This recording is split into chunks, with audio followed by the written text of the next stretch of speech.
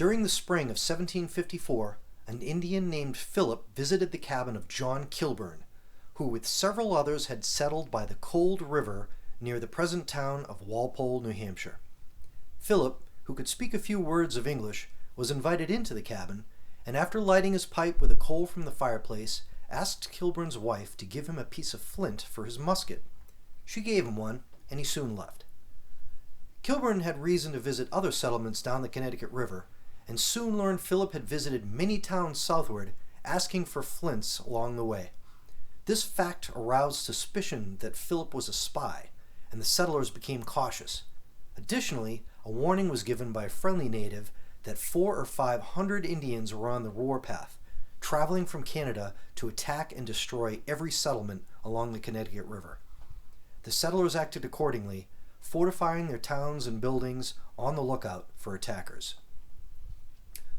Around noon on August 17th, Kilburn and a friend named Peake were returning home from their morning's work with their sons when they spotted the legs of a few Indians hiding in the brush on the outskirts of the meadow. Rather than investigate, they ran to the house, fastened the door, and prepared their defense, with Mrs. Kilburn and their daughter Hetty giving assistance. Seeing that their ambush was ruined, the party of Indians, led by Philip himself, decided to make their first attack on the fortified home of Colonel Benjamin Bellows, a mile and a half south of Kilburn's cabin. As they crawled up the bank and crossed the road east of their house, the Kilburns counted 197 Indians, with about as many more lying in ambush at the mouth of the Cold River. Colonel Bellows had a mill on Blanchard's Brook, a mile east of Kilburn's, where he was at work with a gang of about 20 to 30 men when the barking of his dogs gave warning of the intruders. The colonel was a remarkable man, and he commanded his men to execute a crafty maneuver, startling the Indians into revealing their position in the brush. His men opened fire, dropping a few Indians and scattering the rest, enabling Bellows and his men to escape to his fort. The Indians regrouped and returned to Kilburn's house.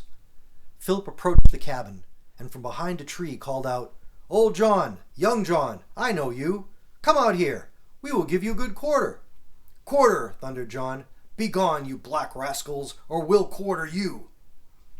Philip returned to the group, and after a short consultation, the air was filled with war whoops, as if all the devils in hell had broke loose, and a furious assault began.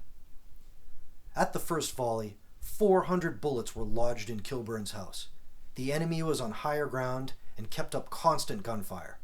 Groups broke off to butcher Kilburn's cattle and livestock, while others set fire to the hay and grain.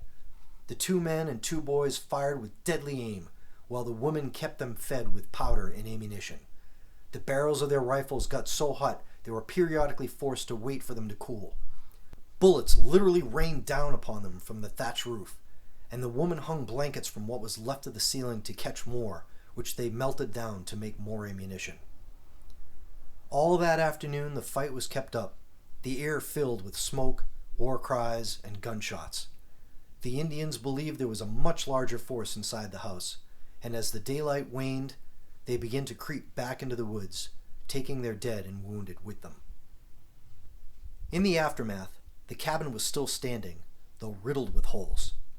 Kilburn's crops were destroyed, his livestock slaughtered, but his family was safe. Peake had been shot in the thigh and passed from his wound 5 days later. While his loss was a tragedy, they had held off a foe numbering in the hundreds, with the loss of only one of their own. For 6 hours, 2 men, 2 women, and 2 boys had held off a force of 400 Indian warriors. Thanks for listening to this true tale of history. I'm Crow, and I'll be making another video as soon as I can.